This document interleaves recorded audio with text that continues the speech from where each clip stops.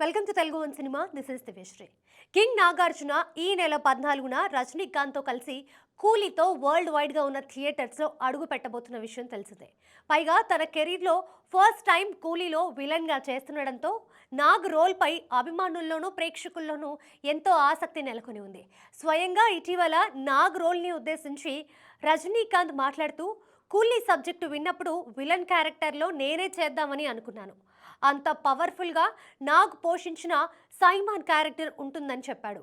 దీన్ని బట్టి నాగ్ క్యారెక్టర్కి ఉన్న ఇంపార్టెన్స్ని అర్థం చేసుకోవచ్చు.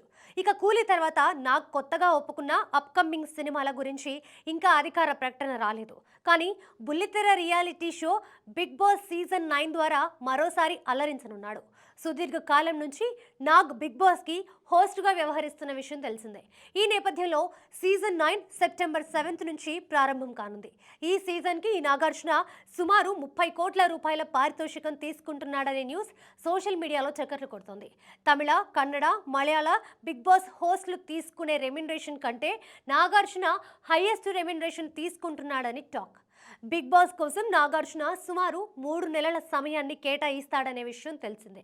నాగార్జున బిగ్ బాస్ సీజన్ 3 నుంచి హోస్ట్గా వ్యవహరిస్తున్నాడు. ఇప్పుడు దిగ్విజయంగా 9వ సీజన్లోకి అడుగు పెడుతున్నాడు.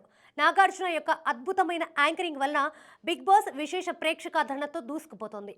టీఆర్పీ రేట్ల పరంగా కూడా బిగ్ బాస్ అనేక రికార్డులను నెలకొల్పుతోంది. ఈసారి ఎవరి ఊహలకి అందని కంటెస్టెంట్లు సీజన్ 9కి రాబోతున్నారు.